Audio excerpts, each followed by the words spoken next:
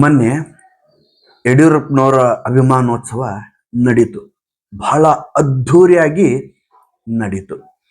10 ಲಕ್ಷ ಜನರನ್ನ ಸೇರಿಸ್ತೀವಿ ಅಂತ ಅಂದಿದ್ರು ಅವರು. ಅದೇ ರೀತಿ ಸುಮಾರು 4 ರಿಂದ 5 ಲಕ್ಷ ಜನಸಂಖ್ಯೆ ಸೇರಿರೋ ಎಲ್ಲ ಸಾಧ್ಯತೆ ಐತಿ. ಇನ್ನ ಈ ಅಭಿಮಾನೋತ್ಸವ ಅಂತ ನೋಡ್ಬೇಕಾದ್ರ ಇದರ ಒಳ ತಿರುಳುಗಳು ಏನು ಅನ್ನೋದು ಅರ್ಥ ಮಾಡ್ಕೋಬೇಕಾಗುತ್ತೆ. ಹೇಳಕ್ಕಾಗಲ್ಲ ಬಿಜೆಪಿಗರ ಹೆಜ್ಜೆಗಳು ಹೆಂಗಂತ. ಬೆಕ್ಕಿನ ನಡಿಗೆ ಇದ್ದಂಗ ಯಾವುದೂ ಸೌಂಡ್ ಬರಂಗಿಲ್ಲ. 2014 ಆ ಕಡೆಲ್ದು ಏನು ಹೈಕಮಾಂಡ್ ಇತ್ತು ಬಿಜೆಪಿದು, ಆ ಬಿಜೆಪಿ ಹೈಕಮಾಂಡ ಬೇರೆ ಇತ್ತು. 2014 ಈ ಕಡೆಲ್ದು ಹೈಕಮಾಂಡ್ ಐತಲ್ಲ, ಅದ ಹೈಕಮಾಂಡು ಬೇರೆ ಇತ್ತು. ಫಾರ್ ಎಕ್ಸಾಂಪಲ್ ಹೇಳ್ಬೇಕಂದ್ರೆ ಇದ ಮಾನ್ಯ ಯಡಿಯೂರಪ್ಪನವ್ರು ಆಗ್ಬೋದು ಅಥವಾ ಈ ಬಸವರಾಜ್ ಪಾಟೀಲ್ ಯತ್ನಾಳ್ ಅವ್ರು ಆಗ್ಬೋದು. ಈ ಹಿಂದಿನ ಹೈಕಮಾಂಡಿಗೆ ಹೆದರಿಸಿ ಶಕ್ತಿ ಪ್ರದರ್ಶನ, ಆ ಬಲ ಈ ಬಲ ಪ್ರದರ್ಶನ ಅಂತ ಹೇಳಿ ತಮಗೆ ಬೇಕಾಗಿರೋದನ್ನ ಪಡಿತಿದ್ರು. 2014 ಈ ಕಡೆ ಯಾರಿಗೂ ಏನು ಮಾಡ್ಕೊಳಕ ಆಗವಲ್ದು.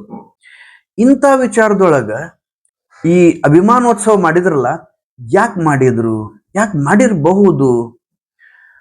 ಒಂದು ಅಂದಾಜಿನ ಮೇಲೆ ಕಾಂಗ್ರೆಸ್ ಒಳಗ ಎಸ್.ಎಂ. ಕೃಷ್ಣ ಇದ್ದವರು ಕೊನೆಗೆ ನನಗ ಬೆಲೆ ಬೇಕು ಅಂತ ಅಂದಿದ್ರಲ್ಲ, ಅವಾಗ ಅವರು ಬಿಜೆಪಿಗೆ ಅಂದ್ರ ಬಿಜೆಪಿಯವರು ಅವ್ರು ಕರ್ಕೊಂಡ್ ಬಂದ್ರು, ರಿಟೈರ್ಮೆಂಟ್ ಲೈಫ್ ಕೊಟ್ರು. ಅಂದ್ರೆ ಅವ್ರಿಗೆ ಮರ್ಯಾದೆ, ಲೈಕ್ ಅಭಿಮಾನ ಪ್ರೀತಿ ವಿಶ್ವಾಸ ಜಾಸ್ತಿ ಬೇಕು ಅಂತ ಅನ್ನೋ ಸ್ಟೈಲ್ ಒಳಗಿದ್ರು. ಅವ್ರು ಕರ್ಕೊಂಡ್ ಬಂದ್ರು, ಅವ್ರಿಗೆ ರಿಟೈರ್ಮೆಂಟ್ ಲೈಫ್ನ ಲೀಡ್ ಮಾಡಕ್ ಅವಕಾಶ ಮಾಡಿಕೊಟ್ರು. ಆದ್ರೆ ಎಸ್.ಎಂ. ಕೃಷ್ಣ ಅವರಿಗೆ ಇದ ಬಿಜೆಪಿ ಯಾವುದೇ ರೀತಿಯಿಂದ ರಾಜಕಾರಣಕ್ಕೆ ಬಳಸಲಿಲ್ಲ. ಯಾಕೆ ಬಳಸಲಿಲ್ಲ ಅನ್ನೋದು ಕೂಡ ಇಲ್ಲೇ ಗೌಣ ಆಗುತ್ತೆ. ಸೇಮ್ ಟು ಸೇಮ್ 2021 ಮಾನ್ಯ ಯಡಿಯೂರಪ್ಪನವರನ್ನ ಬಿಜೆಪಿ CM ಗಾದಿಯಿಂದ ಇಳಿಸ್ತು. ಅದು ಯಾಕನ್ನೋದು ಇನ್ನೂ ನಿಗೂಢ ಐತಿ, ಅದು ಗೌಣ ಐತಿ. ಯಾಕನ್ನೋದು ಇನ್ನೂ ಯಾರಿಗೂ ಗೊತ್ತಾಗವಲ್ದು. ಈ ಬಿಜೆಪಿ ಹೈಕಮಾಂಡ್ ಏನ್ ಮಾಡುತ್ತ, ಯಾವಾಗ ಹೆಂಗ ಏನು ಸ್ಟೆಪ್ ತಗೋತೈತಿ. ಸೊ ಬಹಳ ಮಂದಿಗೆ ಗೊತ್ತಿತ್ತು, ಯಡಿಯೂರಪ್ಪನವರನ್ನ CM ಗಾದಿಯಿಂದ ಇಳಿಸಿದ್ರಂದ್ರ ಲಿಂಗಾಯತರು ಸಿಟ್ಟಿಗೆ ಹೇಳ್ತಾರ, ಲಿಂಗಾಯತರ ಸಹಕಾರದಿಂದನ ಯಡಿಯೂರಪ್ಪನವರು CM ಆಗ್ಬೇಕಾತು, ಬಿಜೆಪಿ 2 ಸಾರಿ ಸರ್ಕಾರ ರಚನೆ ಮಾಡ್ಬೇಕಾತು ಅನ್ನೋದು ಎಲ್ರಿಗೂ ಗೊತ್ತಿದ್ದ. ಆದ್ರೂ ಬಿಜೆಪಿ ಹೈಕಮಾಂಡ್ ಯಾಕೆ ಯಡಿಯೂರಪ್ಪನವರನ್ನ ಇಳಿಸೋ ಪ್ರಯತ್ನ ಮಾಡಿತ್ತು? ಆ ಒಂದು ಬಂಡದೇರೆ ಹೆಂಗ್ ಮಾಡಿತು? ಆ ಛಾತಿ ಅದರ ಹತ್ರ ಇತ್ತ? ಈ ಎಲ್ಲಾನು ನೋಡಿದಾಗ ಎಲ್ಲೋ ಒಂದ್ ಕಡೆ ದೂರೊಳಗ ಸ್ವಲ್ಪ ಸಂಶಯ ಬರೋದು ಸಹಜ. ಹಿರಿಯರಿಗೆ ಬಿಜೆಪಿ ಗೌರವಿತವಾಗಿ ಏನೋ ನಡ್ಕೊಳಕತೈತಿ, ಆದ್ರ ಅವ್ರಿಗೆ ಪರದೆ ಹಿಂದೆ ಸರ್ಸಾಕತೈತಿ, ಸೈಡ್ ಲೈನಿಗೆ ಸರ್ಸಾಕತೈತಿ ಅನ್ನೋದು ಇಲ್ಲೇ ಬಹುಶಃ ಗೊತ್ತಾಗತೈತಿ. ಈ 1-2 ಉದಾಹರಣೆಗಳು ಅಷ್ಟ ನಾ ಹೇಳಕತ್ತಿಲ್ಲ. ಮುರಳಿ ಮನೋಹರ್ ಜೋಶಿ ಆಗ್ಬೋದು, LK ಅಡ್ವಾಣಿ ಅವ್ರು ಆಗ್ಬೋದು, ಎಲ್ಲಾ ಹಿರಿಯರಿಗೆ ಅವರು ಸೈಡ್ ಲೈನಿಗೆ ಸರ್ಸಾಕತ್ತಾರ. ಗೌರವ ಕೊಟ್ಟಿರ್ಬೋದು, ಅವ್ರಿಗೆ ಕೇಳಿದಷ್ಟು ಗೌರವ ಕೊಟ್ಟಿರ್ಬೋದು, ಆದ್ರ ಎಲ್ಲರಿಗೂ ಸೈಡ್ ಲೈನ್ ಸರ್ಸಿದ್ ನೋಡಿದ್ರಂದ್ರ ಬಹುಶಃ ಇದು ಯಡಿಯೂರಪ್ಪನವರ ಅಭಿಮಾನೋತ್ಸವ ಯಾಕೆ ಮಾಡಿದ್ರು. ಆಮೇಲೆ ಇಲ್ಲಿ ಇನ್ನೊಂದು ವಿಷಯನೂ ಬರ್ತೈತಿ. ಯಡಿಯೂರಪ್ಪ ಅಂತಂದ್ರ ಬರೀ ರಾಜಕೀಯ ಒಂದಲ್ಲ, ರಾಜಕೀಯೇತರ ಹೋರಾಟಗಾರರು ಸಹ ಅದಾರವರು. ಇನ್ನು ಅಂತ ಯಡಿಯೂರಪ್ಪನವರಿಗೆ ಬೇರೆ ಬೇರೆ ಕ್ಷೇತ್ರದೊಳಗ, ಬೇರೆ ಬೇರೆ ರಾಜಕೀಯ ಪಕ್ಷದೊಳಗ ಅವರ ಅಭಿಮಾನಿಗಳು ಸಾಕಷ್ಟು ಜನರು ಅದಾರ. ಯಡಿಯೂರಪ್ಪ ಅಂದುಗಳೇ ಅಭಿಮಾನದಿಂದ ಬರ್ಬೇಕಾದ್ರ ಅಲ್ಲಿ ಪಕ್ಷ ಸಂಬಂಧ ಬೀಳಲ್ಲ. ಅಂತದ್ರೊಳಗ ಇದು ಯಡಿಯೂರಪ್ಪ ಅಭಿಮಾನೋತ್ಸವನು ಅಥವಾ ಬಿಜೆಪಿ ಅಭಿಮಾನೋತ್ಸವ ಅನ್ನೋದು ಗೊತ್ತಾಗ್ಲಿಲ್ಲ. ಬಹುಶಃ ಯಡಿಯೂರಪ್ಪ ಅಂಡ್ ಟೀಮ್, ಅವರ ಹಿಂಬಾಲಕರು ಎಲ್ಲರೂ ಇದನ್ನ ಬಿಜೆಪಿ ಪಕ್ಷದಿಂದ ಒಂದು ನಿರ್ಣಾಯಕ ಗಟ್ಟಿ ಒಂದು ನಿರ್ಧಾರ ಅಂತ ಅನ್ಕೊಂಡ್ರಂದ್ರ, ಹೊರಗಿನವರು ಆ ತರ ಏನು ಅನ್ಕೊಂಡಿಲ್ಲ. ನಮ್ಮ ಯಡಿಯೂರಪ್ಪ ಅಂತಂದು ಅನ್ಕೊಂಡಾರ. ಯಾಕಂದ್ರೆ ಅದಕ್ಕೆ ಸಾಕಷ್ಟು ಸಾಕ್ಷಿಗಳು ಕುರುಹುಗಳು ಸಿಗ್ತಾವ. ಎಲ್ಲ ಮಠಾಧೀಶರು ಬಂದಿದ್ರು, ಅವ್ರ ಬಗ್ಗೆ 1-2 ಪ್ರೀತಿ ವಿಶ್ವಾಸದಿಂದ ಮಾತನಾಡಿದ್ರು. ಸಾಕು, ಇದಕ್ಕಿಂತ ಹೆಚ್ಚಿಂದ ಇನ್ನು ಏನೈತಿ. ಆದ್ರೂ ಸಹ ಬಿಜೆಪಿ ಯಡಿಯೂರಪ್ಪನವರನ್ನ 2021 ರಾಜಕೀಯವಾಗಿ ಯಾಕೆ ಬಳಸ್ತಾ ಇಲ್ಲ? ನಾ ಆಗ್ಲೇ ಹೇಳ್ದಂಗ ಲಿಂಗಾಯತರು ಹೋಟ ಹೊಡಿತಾವಲ್ಲ ಅನ್ನೋದನ್ನ ಇಲ್ಲಿ ಮನವರಿಕೆ ಮಾಡ್ಕೋಬೇಕಾದ್ರ, ಮನಸ್ಸಿರ್ಲಾರ್ದ ಮನಸ್ದಿಂದ, ಒಲ್ಲದ ಮನಸ್ದಿಂದ ವಿಜೇಂದ್ರ ಅವರನ್ನ ಬಿಜೆಪಿ ರಾಜ್ಯಾಧ್ಯಕ್ಷರನ್ನ ಮಾಡ್ತು. ಸೊ 1 ಟರ್ಮ್ ಅವ್ರಿಗೆ ಮಾಡಿ ಅವ್ರಿಗೂ ಕೂಡ ಸೈಡ್ ಲೈನ್ ಮಾಡ್ಬೋದು. ಅಂದ್ರೆ ಬಿಜೆಪಿ ಒಳಗ ಸ್ವಂತಿಕೆಯಿಂದ ಮುಂದೆ ಬಂದ್ರೆ ಮಾತ್ರ ಸ್ಥಾನ ಗಿಟ್ಟಿಸ್ಬೋದು.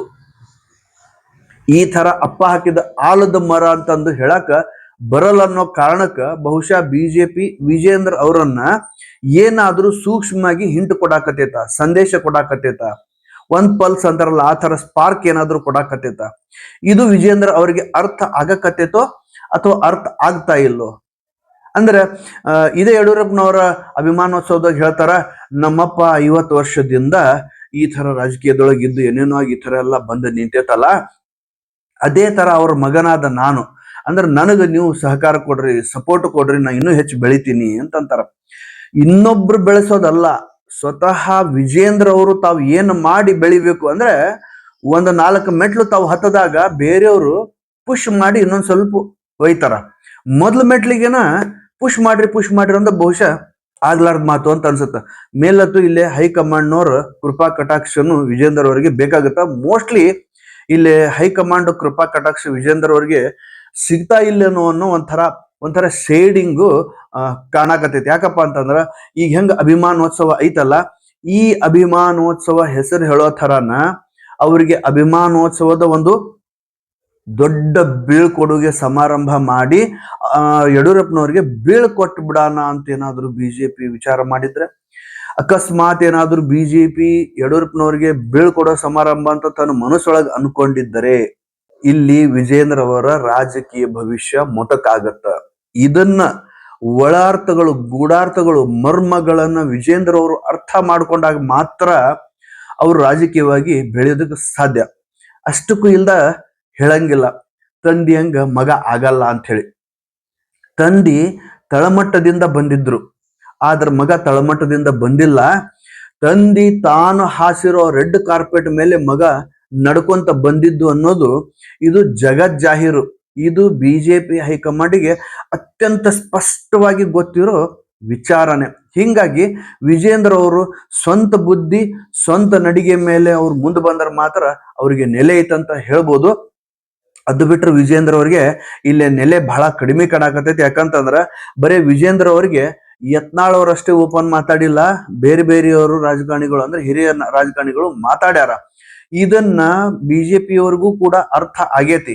ಆದ್ರೆ ತಂದಿಗೆ ಸರಿಸ್ದಂಗ ಮಗನಿಗೂ ಸರಿಸಿದ್ರಂದ್ರ ಲಿಂಗಾಯತರ ಓಟುಗಳು ಏನು ಅನ್ನೋದು ಅವ್ರಿಗೆ ಮನವರಿಕೆ ಆದಾಗ ಆ ತರ ಒಡೆದು ಹರಿದು ಚಿಂದಿ ಆಗ್ಬಾರ್ದು, ಅವ್ರನ್ನ ಉಳಿಸ್ಕೊಳ್ಳೋಣ, ಮುಂದಿನ ಸರಿ ಸರ್ಕಾರ ರಚನೆ ಮಾಡಕ್ ಅನುಕೂಲ ಆಗತ್ತೆ ಅನ್ನೋದು ಬಿಜೆಪಿ ಒಂದು ಹೈಕಮಾಂಡರ್ ಅನ್ಕೊಂಡಿರ್ಬೋದು.